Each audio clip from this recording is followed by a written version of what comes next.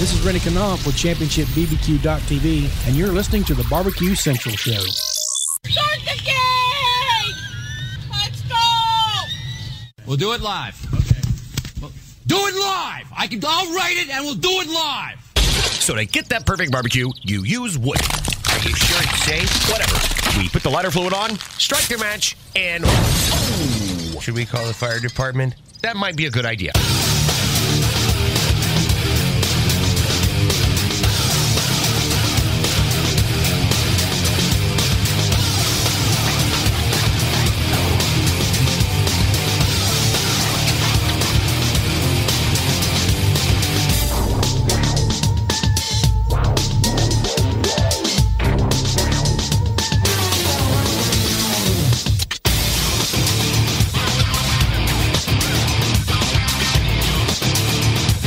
All right, good evening and welcome to the Really Big Barbecue Central Show.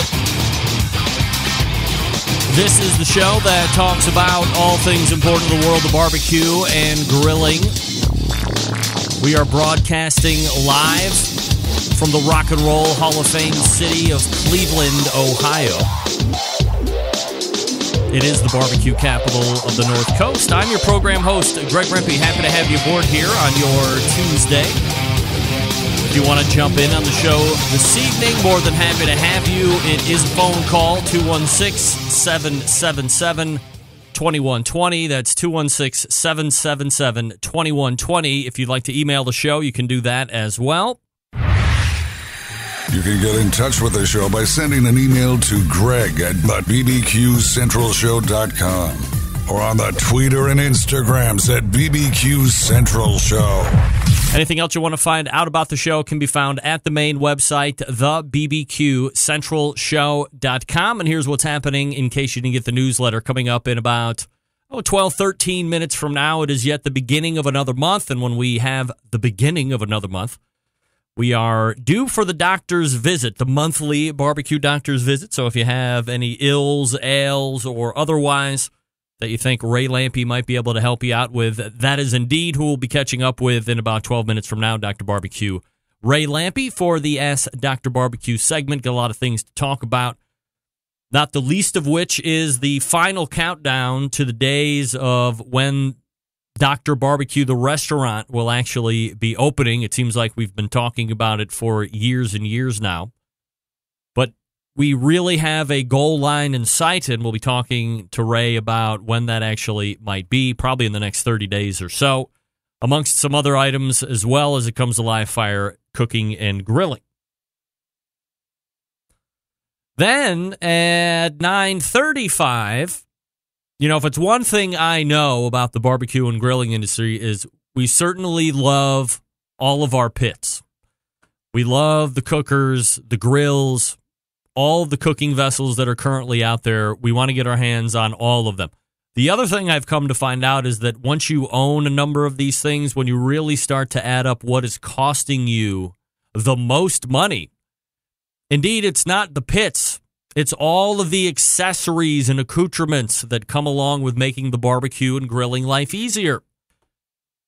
And one of those products is something that maybe you've heard, maybe you haven't. If you have a kettle cooker of some type, whether it be Weber or Charbroil or Napoleon or whatever the name brands are, I'm just throwing out name brands like I know. I know Weber's got the kettle grill. So if you have a Weber kettle or a kettle style grill, perhaps you are on or in the know of this particular piece of apparatus. It is called the Slow and Sear. And over the last couple of years, with other interviews I've done for other websites, other podcasts, for the folks that have Weber kettles, I'm telling you, or kettle-style cookers, this piece of equipment is almost hand-in-hand. You get the grill, then you get the Slow and Sear, and it becomes a much better searing machine and smoking machine, hence the name Slow and Sear. I'll be talking with owner, creator, founder David Parrish at 9:35. So if you are looking for some type of an accessory for a kettle-style grill, you'll be in luck. And then we'll move to the second hour, one of my favorite semi-recurring guests. 10:14, we'll find me revisiting and picking up a conversation with the hardcore carnivore herself, Jess Pryles.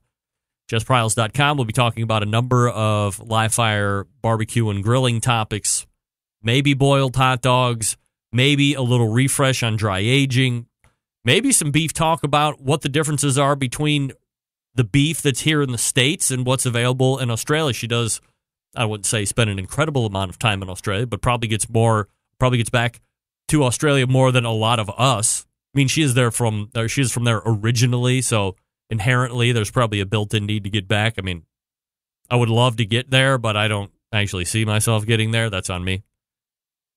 Also, there might be an announcement of a new product to the Jess Pryles offerings portfolio, so stay tuned for that around 10:14. And then, of course, the big one that everybody's been waiting for and that I have been promoting for the last handful of days. I talked about it in the in the top of the second hour last week, which was the podcast or the barbecue-themed podcast Tales from the Pits, and their unilateral decision to delete what would have been their episode 65, where they were basically hypothesizing and theorizing and had done a journalistic put together of a show that says, hey, at worst, Franklin's Barbecue is going to be going out of business in some form or fashion. At best, there's going to be quite a different look, whether it be ownership or faces that you see there. There was going to be some type of fairly significant change at Franklin Barbecue. And then that got chased up the flagpole. Daniel Vaughn got his hands on it. He had to check up with Aaron and Stacy, and I think within a 24-hour time frame or so, there was a huge apology tweet from Tales from the Pit. Also, they summarily took down that podcast. And last week, I was like, why would you do that? You put that podcast up there. You stand by your research if you say what you did. Don't wuss out. Put on the podcast in your feed that's going to get you the most downloads. That's the one. I guarantee that's going to be the pinnacle of download. Why would you take that off your feed?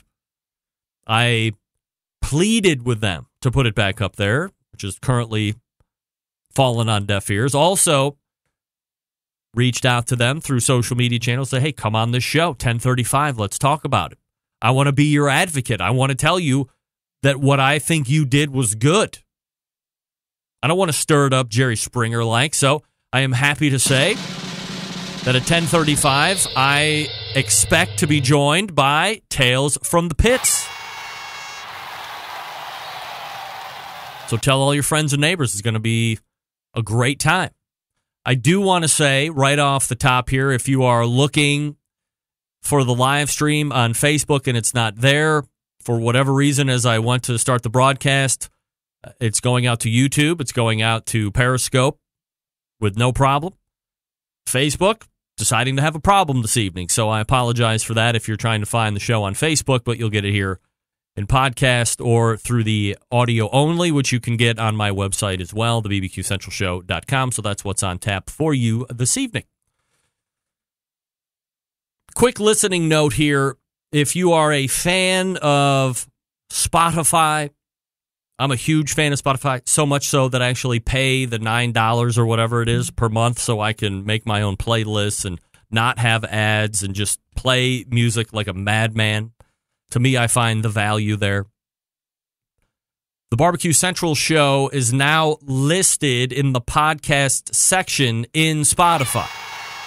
Just search it in that podcast section, and away you go. I don't think you can necessarily subscribe to the show through Spotify, but it is offered the podcast shows. I've checked it out and confirmed.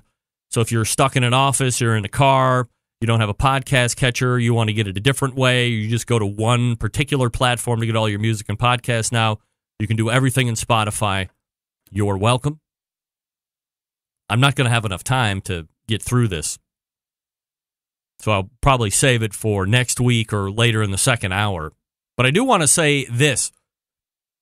A few weeks ago, we were talking about hot dogs, and the reaction has been coming in hot and heavy from the end of the embedded correspondence segment a few weeks back. So if you missed it, go back and listen to it because it was great. We also give you context for what I'm about to say. But it appears there are 3 different avenues of support coming in post-embedded correspondence segment.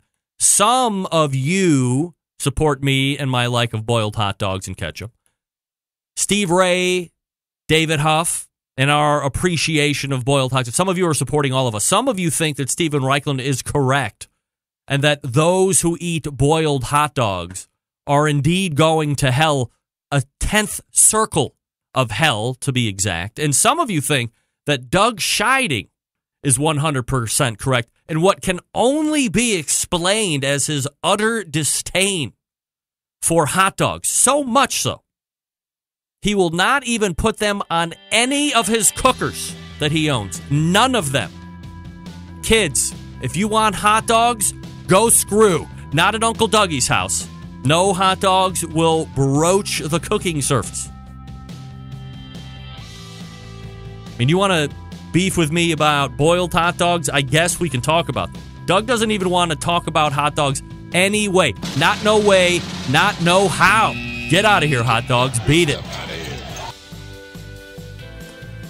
Folks, let me talk to you quickly about Southside Market and Barbecue before we get to Dr. Barbecue, Ray Lampe. Established in 1882, Southside Market and Barbecue, the oldest joint in Texas.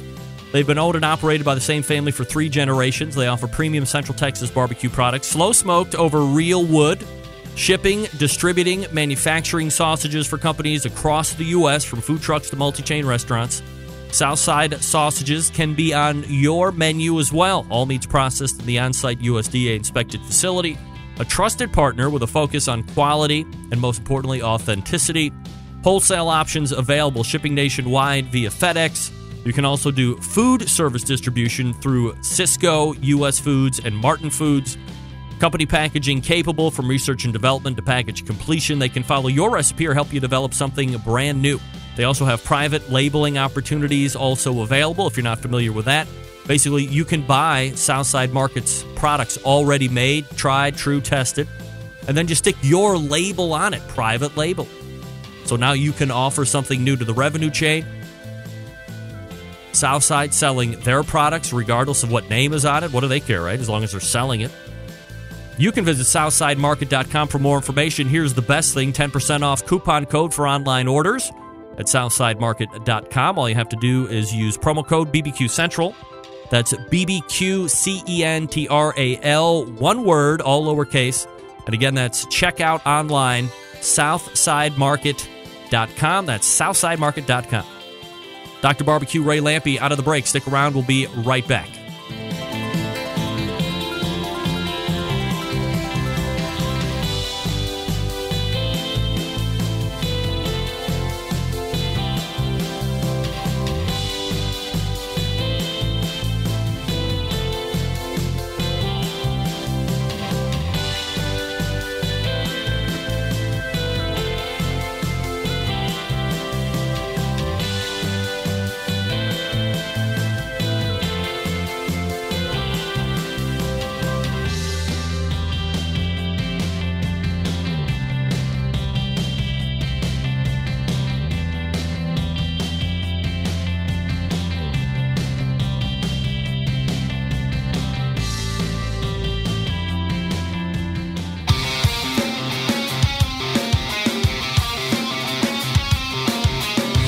Broadcasting live from the Barbecue Central Show studios in Cleveland, Ohio.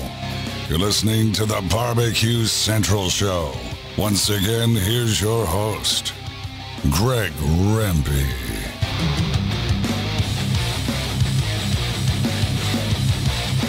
All right, welcome back. This portion of the show being brought to you by Butcher Barbecue, makers of award-winning injections, marinades, rubs, seasonings, barbecue sauces, grilling oils. All the Butcher Barbecue products have been tested on the competition circuit as well as in backyards worldwide, so fear not. Be the pitmaster of your neighborhood. Visit butcherbbq.com to stock up now. Always trust your butcher. Be butcherbbq.com. If you haven't tried them yet, folks, come on. Get on the bandwagon. What are you waiting for? All right, stick around for this. Have you got questions about barbecue or grilling, maybe as a hobby or even a business? Looking to get an expert's point of view? Why not ask Dr. Barbecue? You can submit your questions by clicking on the Ask Dr. Barbecue tab on the website. The doctor is in. Here's Ray Lampy with his nurse, Greg Rempe. Dr. Barbecue. That's right, Ray Lampy joining me here on the show.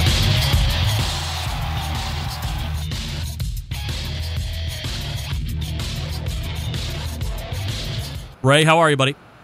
I'm all right, Greg. How about you? I'm doing absolutely fabulous. There he is. All right, Ray, hold on just one second. I'm going to see if I did a Skype update earlier. See, that's what I thought was going to happen. All right, so let me see what Madam Ruby sees. There he is. I did it. I don't know what you can see, but maybe you can see split screen or something along these lines. But can you see me? Yeah, there you are. All right. But no, it's not. You're not moving though. No, okay. Now you can probably see me. So, there you are. nevertheless, it's not good to see me. If I can always stay away from that, I would rather try. Ray, always appreciate you making time each and every month here to talk about barbecue. And one of the recurring topics that we've been talking about is this restaurant, which let me do some quick math here. If I take 10 and add 1, it's 2018.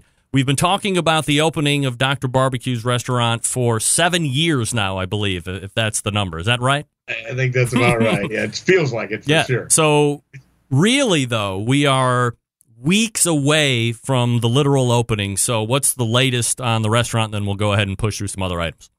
Yeah, we really are. I mean, I know we said it before, but we really are. They're putting it's finished work going on now. The lights are going in. The floor is going to be polished. The smoker's in place. I hear we can maybe fire it up on Monday. Yeah, it's really all the final finished stuff now. We're probably, I'm thinking, 3 weeks away from being in, and then we got to do some training and stuff. So probably a month from start serving food. So, yes, it's really finally happening. If you follow on Facebook, you'll see some updated pictures. Yeah, and speaking of updated pictures, it looked like that mural got a little bit more intricate detail as well. I mean, you don't always see Ray Lampy taking a picture of a mural of Ray Lampy behind him, but that's a pretty neat thing you got going. It's amazing, isn't it? I mean, that dude, that thing is 25 feet high. And, I mean, I don't know how you can say it any other way. It looks just like me. And every time he does another layer, it looks more like me. And now he actually did, since that last picture I posted, he painted the flames on my collar like my shirts I always wear. I don't know how the guy could do that. It's kind of bizarre seeing a 25-foot picture of yourself, but it's pretty cool. Yeah, absolutely. Ray Lampy joining me here on the show. drbbq.com is the website, of course. And Ray joins me every month here to talk about some live fire barbecue and grilling stuff.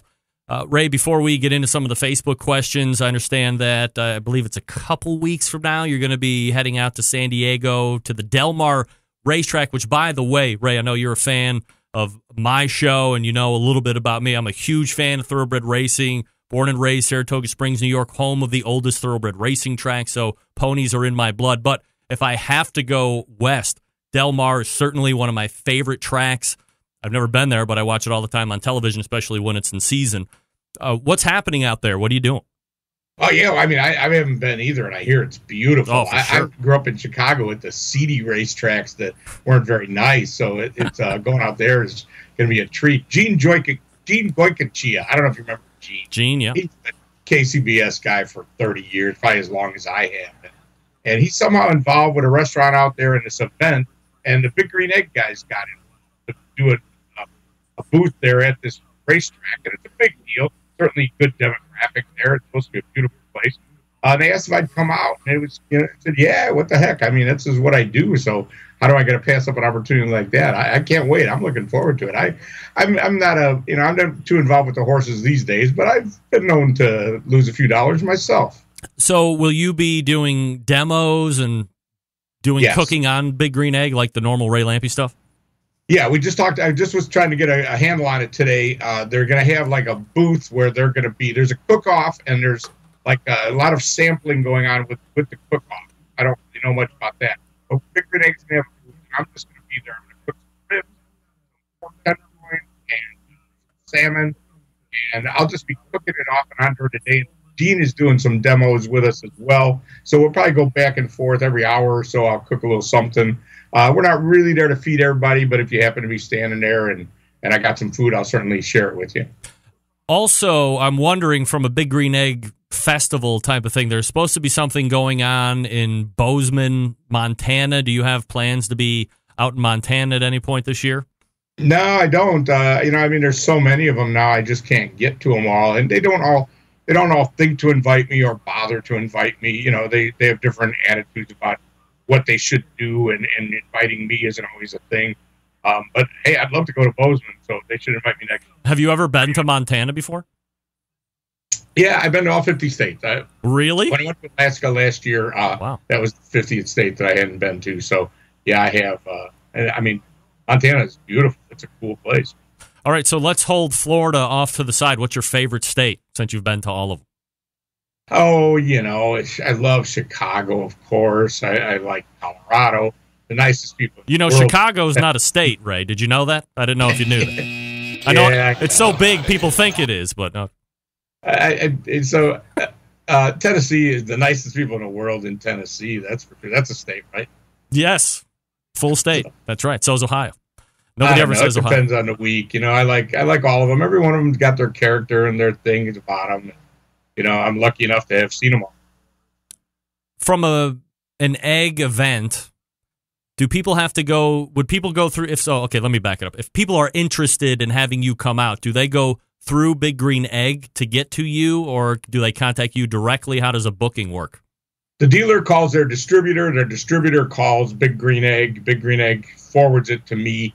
It's really, I'm happy to go anywhere. I have no prejudice against a big dealer, small dealer, wherever they happen to be. I seriously like to go everywhere. So I'm always in. It's really more about scheduling and them calling me, and I'm happy to do it. I let the distributor, we have this tiered system. I let the distributor sort of filter it out. If the guy's selling enough eggs and he asks his distributor to try to get me, they will. They'll ask, and I'm happy to do it. Big Green Egg covers me. Some of the dealer or the distributor will have to cover my travel money. But it's great. I love going to do these different things. I do as many as I can. So if they're not asking, they should be. It's interesting. Some of the distributors are really good about it, and they ask me regularly, and I end up going to those territories a lot. Of all places, I end up going to Fargo like 3 times last year. Really? Because they asked, frankly. I got lucky that they happened to be the right date, too. But seriously, I like to go everywhere. It's fun. We did that one right by you. We did that, I came to Ohio. So, clearly I'll go anywhere. Yeah, right there in Hartville.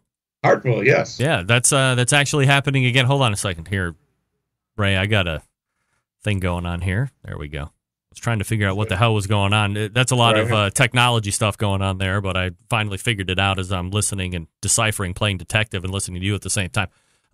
So that grill fest that you had come to a couple years ago, that's still going on. I know you were booked up when they were. So this year they're doing it the week of the American Royal.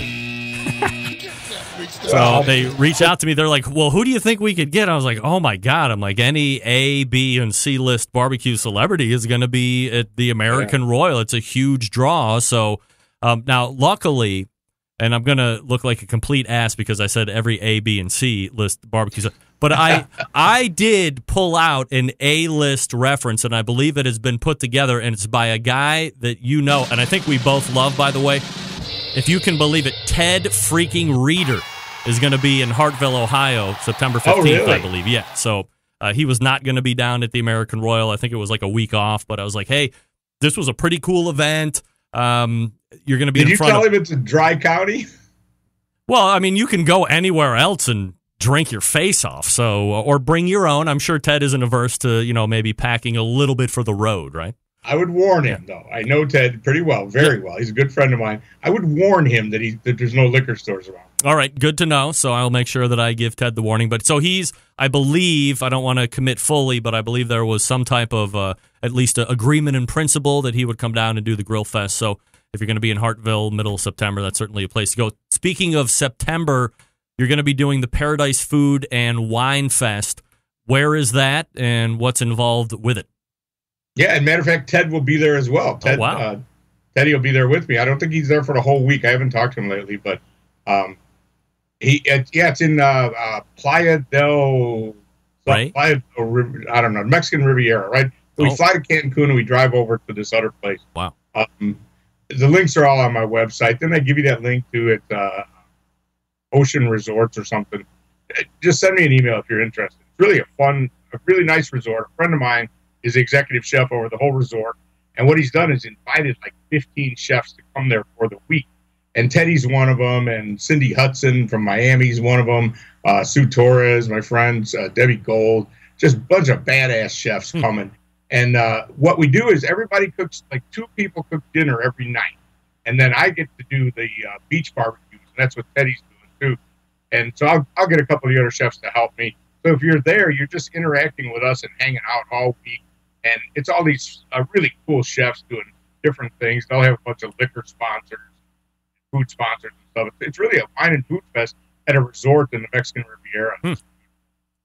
Sounds like a great time. Ray Lampe joining me here on the show. Ray, I'm debating whether or not I want to ask you a hot dog question or whether or not I want to get into Facebook questions. Okay, let's go ahead and toss out the obligatory hot dog question here. A couple weeks ago, I had Steven Reichlin on. We were talking about a number of topics. We got on to hot dogs. I mentioned to him that I don't mind eating a boiled hot dog. And he threw up the cross fingers, said that there was a 10th circle of hell reserved for people that eat boiled hot dogs. So somebody who originally came from a hot dog town, that being Chicago, having their own kind of hot dog and all these things, what's your opinion on hot dogs, the best way to have them, and are you allowed to eat a boiled hot dog without having to make the reservation in Satan's lair? Well, with all due respect to Steven, and I love Steven, but he's a Miami guy. What does he know about hot dogs? Technically, your hot dog should be steamed, not boiled. Mm-hmm. So, boiling is not the best way to cook a hot dog. Steaming would be better, certainly acceptable.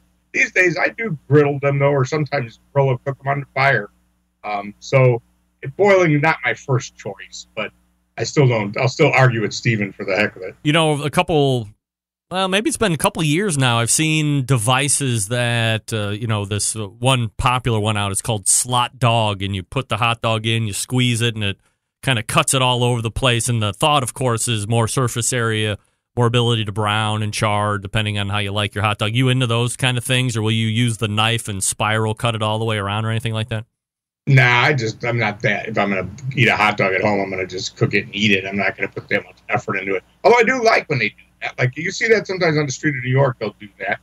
And in Chicago, you'll find a thing called a char dog, where they take, in Chicago, the hot dog joints have hot dog and a Polish sausage, which is really just a bigger hot dog, a little spicier hot dog. And sometimes they'll throw those in the deep fryer, and they might split them a little bit. And I like eating that, but I would never bother with it at home. It's too much trouble.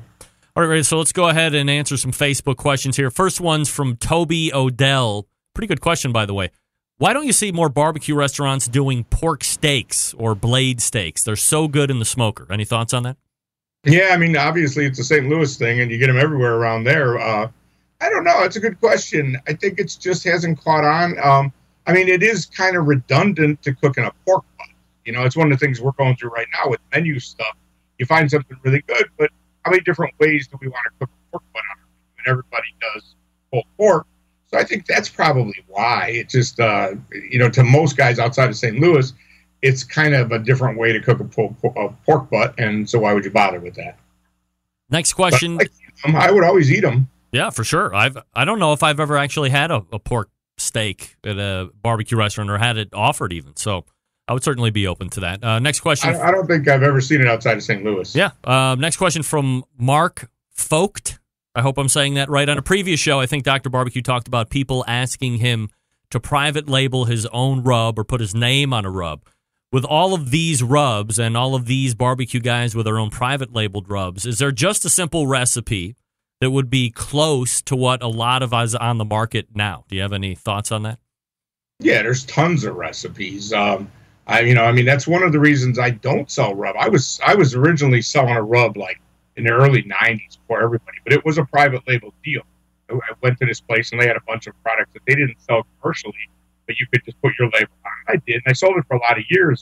But But it became a problem because I didn't have the recipe and they didn't want to sell it anymore. And it kind of became a real problem. I was never really secret. I think most people knew it was a private deal.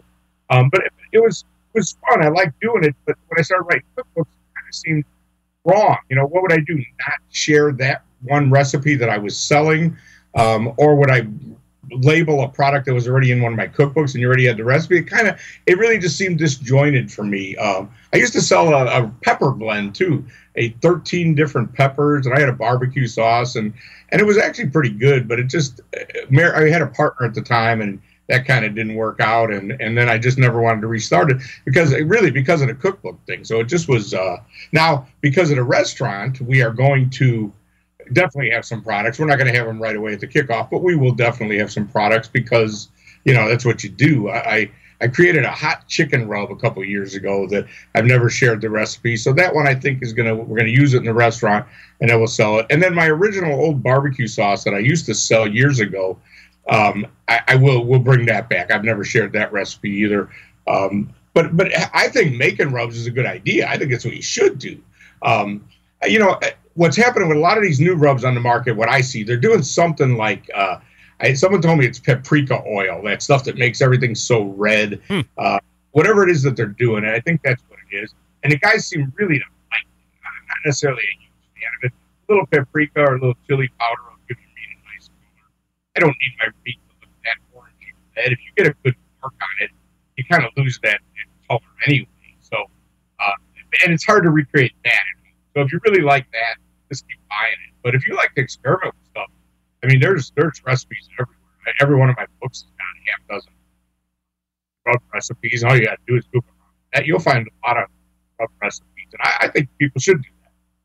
Are all of the rub recipes in all of your books similar, or every time you put a rub recipe in a book, is it something that hasn't made a book before? I guess that's the better question.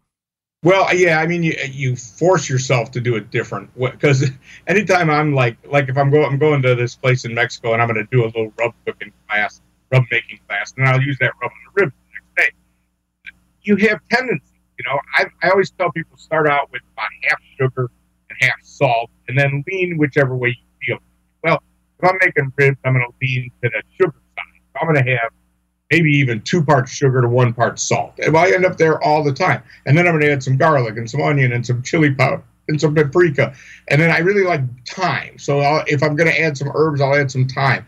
I like to add maybe a little cinnamon and nutmeg. And I end up accidentally with the same damn rub every time I do it.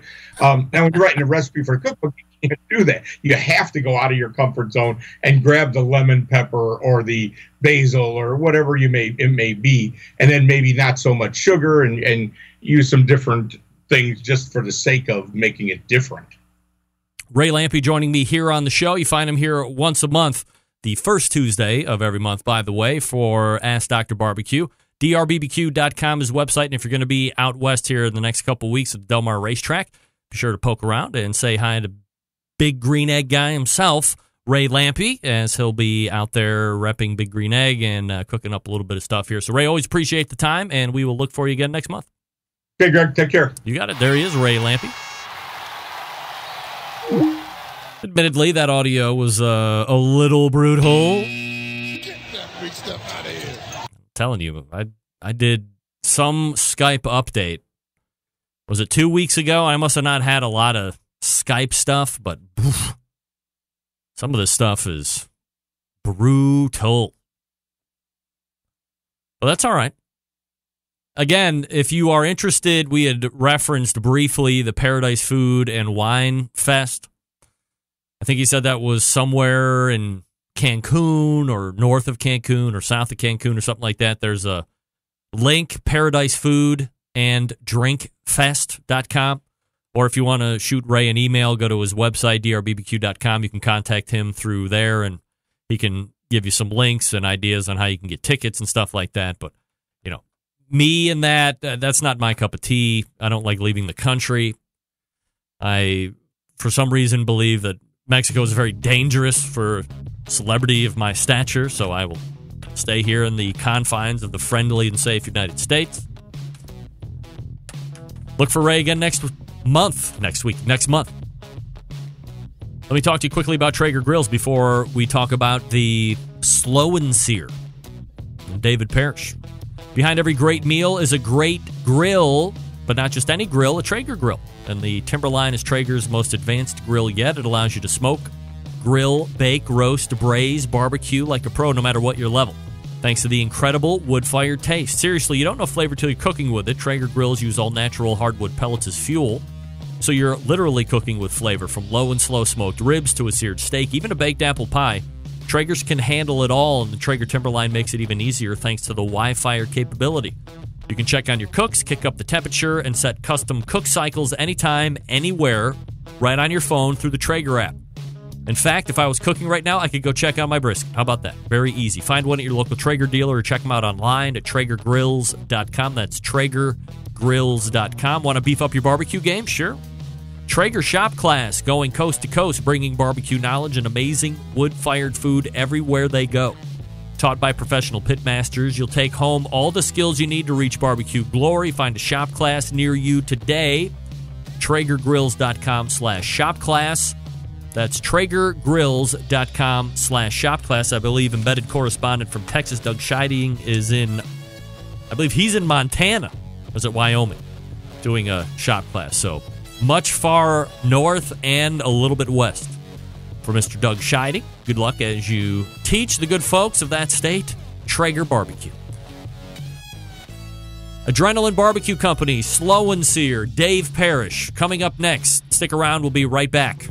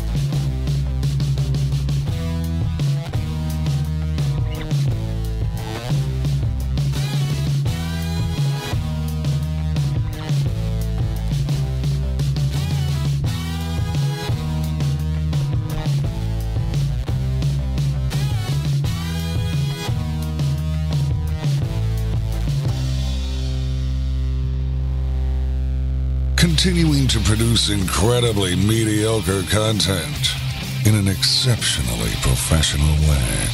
You're listening and watching the Barbecue Central Show. Once again, here's your host, Greg Rempe.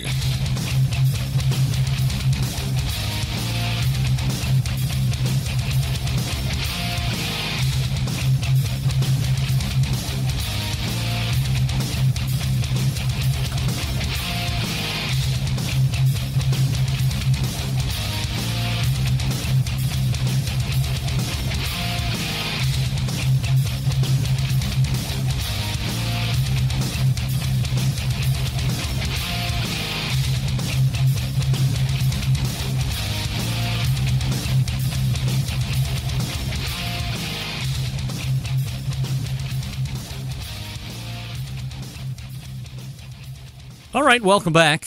This portion of the show is being brought to you by cookandpellets.com, your number one source for quality wood pellets. You can find them at cookandpellets.com. You can also purchase at amazon.com as well. And I am trying to find David Parrish on Skype. So let's see what Madam Ruby sees. I'm sure there's going to be like 100 David Parrishes. Well,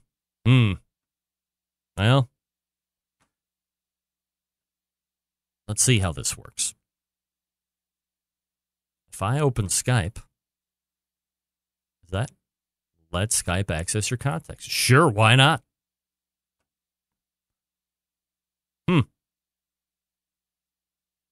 Well, I don't see him. David Parrish. Well, this is something else. I think I got 2 different versions of Skype going on now. I'm wondering if, is anybody on the Facebook feed? Did that actually go through?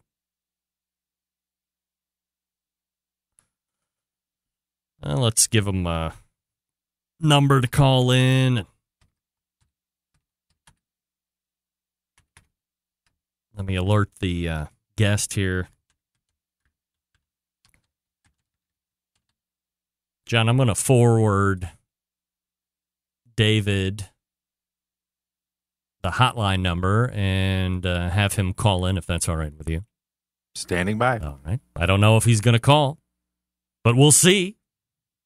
Otherwise, we're going to have a very short slow and sear. Do you have a slow and sear, John? I have 3 slow and sears. What? Yeah, I can talk. I can fill this segment if needed. Wow, no problem. You're that big of a fan of the slow and sear? I'm that big of a fan. Wow, and I pay for them. Okay, well, good enough. All right, I'll let that go for now. All right, well, let's see if he calls in, and we'll go from there. It's John of Michigan, who is a huge slow and sear fan, evidently. I didn't know it was that big of a fat 3. That's nice. I have been told by any number of people that it is the perfect accoutrement or accessory to your kettle-style grill.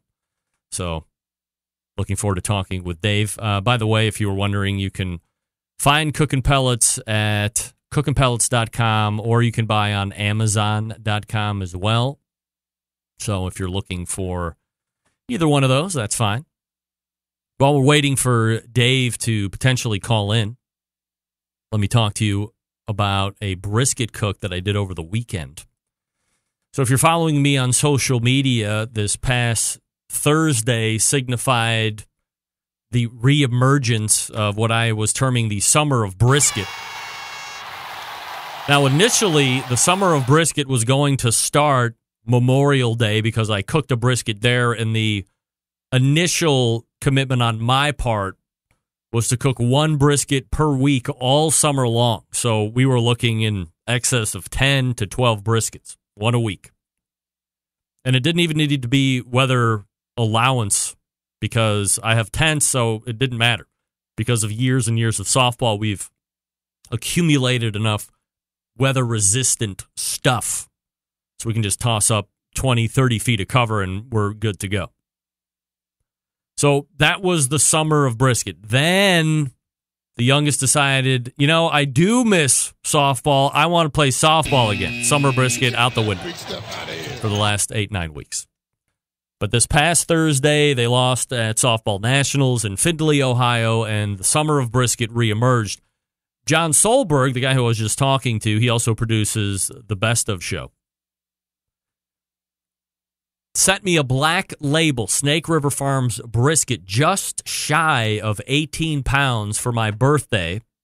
And this past weekend, I was finally able to cook it. Took me the better part of 5 days to get it really thawed out. And then it was unknowingly in the refrigerator an additional week because when I thought I was going to be able to cook it, it didn't thaw all the way out yet. So I dry aged it for an additional week in the refrigerator.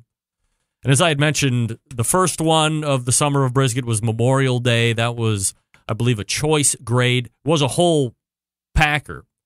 So stepped up almost as high as you can go in the quality department with this particular brisket. Obviously, it's Wagyu, which also meant that my butt was puckering a bit because I didn't want to mess it up.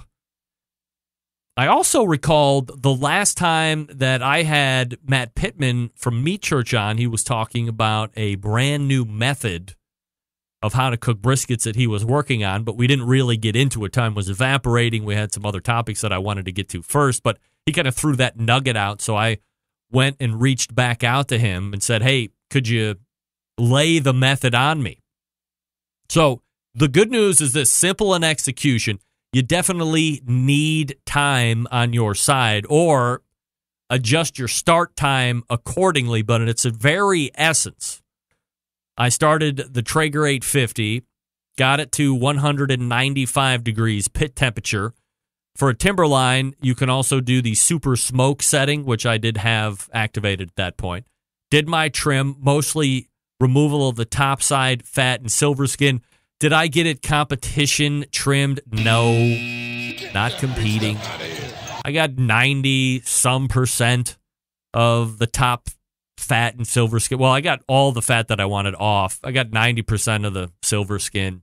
Not really concerned. And then a really good base layer of Holy Cow, and then a top layer of Holy Gospel, both meat church rubs, then into the smoke, and let it go per direction from Matt Pittman. 14 hours. Then step 2. So step 1, well, step 1A, trim it up, do however you're going to trim it. Step 1B, season. Step 1C, pit temperature initially 195. Very simple so far. Step 2, wrap the brisket tightly in butcher paper, then back in the cooker for roughly another 3 hours, ramping the pit temperature up from 195 now to 275. Or until done. So I started checking internal temperature at 100, so an hour and 45 minutes into that additional 3 hours at the 275, tightly wrapped in butcher paper, I started probing for temperature both in the flat and the point.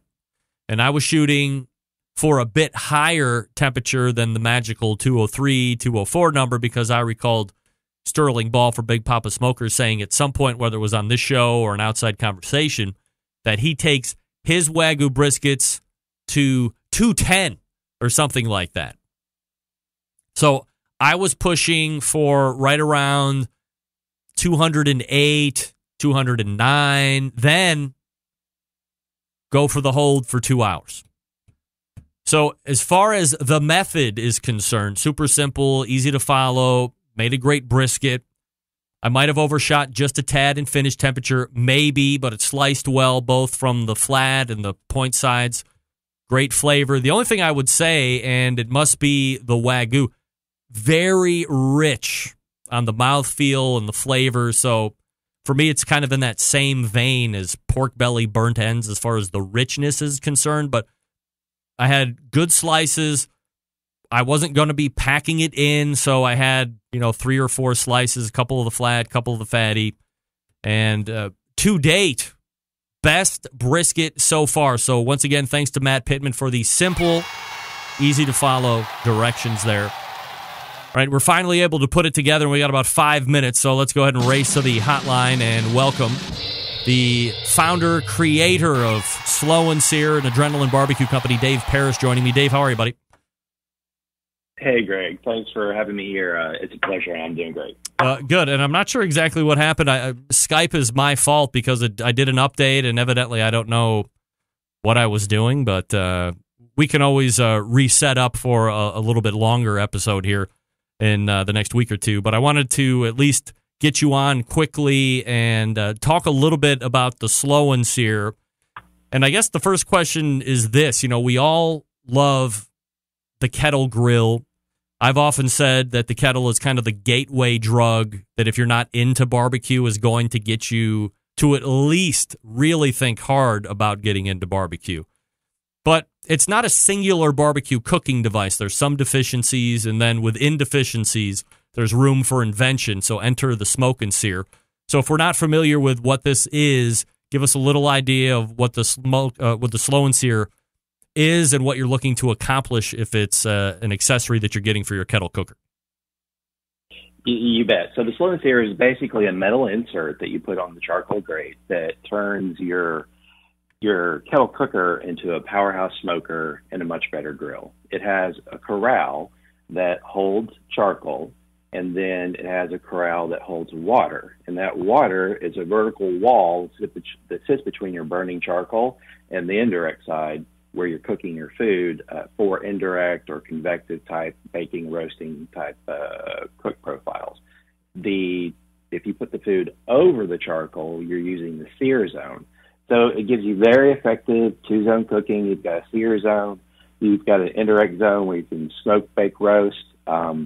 It gives you hotter fire than you can get in the kettle without it. It gives you more efficient, longer smokes than you can get using any other method. It's just a really great device, and we're very proud to be selling it. How long has it been? Well, I guess when was the concept of it, and how long has it been on the market? So the concept came out late 2014, and I still had a day job at the time. And let's see, by March or April, we had prototyped it. I sent it to Meathead at AmazingRibs.com. He loved it, and he said if I could figure out how to make these in mass production, he would write a review on them, and he would be happy to recommend them. And when he said that, I had no choice but to figure out how to make these things. And then I believe it was June of 2015, we started selling them. So was it something where you liked the kettle enough that you wanted to be able to really maximize its versatility, and then you decided, because there were some other products that were out on the market well before the Slow and Sear ever entered that was trying to achieve more or less the same type of thing, but the Slow and Sear really seems to have mastered exactly what all those other people were shooting for. It's those other products that drove me to create the Slow and Sear. At the time, I was working in the Pitmaster Club at AmazingRibs.com, and one of the things that we do is address questions from the people that read the website or are members in the forum. And by hearing those questions, we realized there's something missing that needs to be in the market. And the Slow and Sear came from that brainstorming. Dave Parrish joining me here on the show from Adrenaline Barbecue Company, the website ABC Barbecue, that's BARBECUE.com.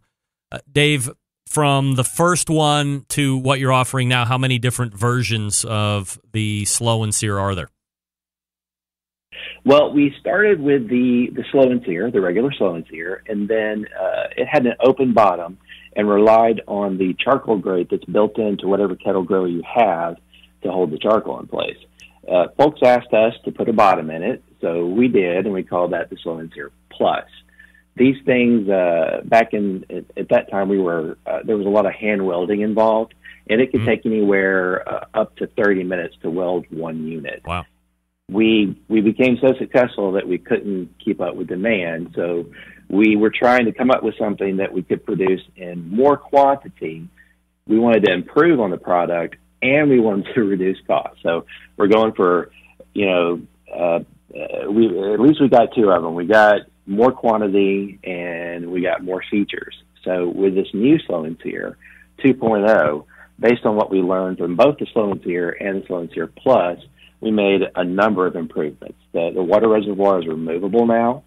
So when you don't need water, you can take that reservoir out. You have a 20%, 30% larger sear zone, so you can get 3 huge honking steaks on there instead of 2 honking steaks. The ventilation pattern in the base plate has been improved, so the airflow is better and there's less ash collection during the cook. And it's just a all-around improvement to the original. And it took me 3 years of late nights and banging my head against the wall to come up with something that I actually thought was better than the Slow and Sear. You had mentioned that you had a day job when you started this. I'm assuming that at this point you're full-time Adrenaline Barbecue Company? That's right. I stopped the day job in October of 2016, and I had to tell Meathead in January of 2017 that I just couldn't do that anymore because running your own business is, it's really hard. It's, like when you have a kid and people tell you how hard it's going to be to raise a baby, and you're like, okay, yeah, I understand it's going to be hard. You don't really get it until you have the kid. Yeah. Well, this is kind of like, running a business is kind of like having 5 kids at the same time. So there was just no room for me to do the other 2 jobs anymore. You a married guy, Dave? I am married 18 years. So was that a tough conversation to have with your wife that you're like, hey, the barbecue thing is really booming and this is a risk, but here's where my passion is. I'm going to leave this consistent day job thing. I mean, A lot of people might have a little bit of a hurdle to leap. You know, she was very supportive. She has a sales and marketing background, though it's in biotech, not barbecue. Those are very similar, though. Anyway, she saw the potential, and she saw what we were. She saw, how Meathead loved it, and we just. It really wasn't that much of an investment to get started in the beginning, and we just did it. And she was supportive, very supportive. She actually works with the company now. Keeping it all in the family, right, buddy? Yep. That's the way to do it. Dave Parrish is the founder and creator of the Slow and Sear. The company is Adrenaline Barbecue Company. And the website, once again, if you're interested in taking a look, ABC Barbecue, BARBECUE, abcbarbecue.com. Dave, again, apologize for the tech issues up front there, but we'll get you loaded back in here in the next couple of weeks and get a little bit more in depth with the Slow and Sear, but appreciate you calling back in so we can get this done. Sounds good, sir. I had a great time, and I look forward to being on the show again soon. All right, thanks, Dave. There he is, Dave Parrish from Adrenaline Barbecue Company. John, I don't know if he made the transition back over to you or not. Might have hung up. Like, that damn Rempe ruined my segment. Anyway,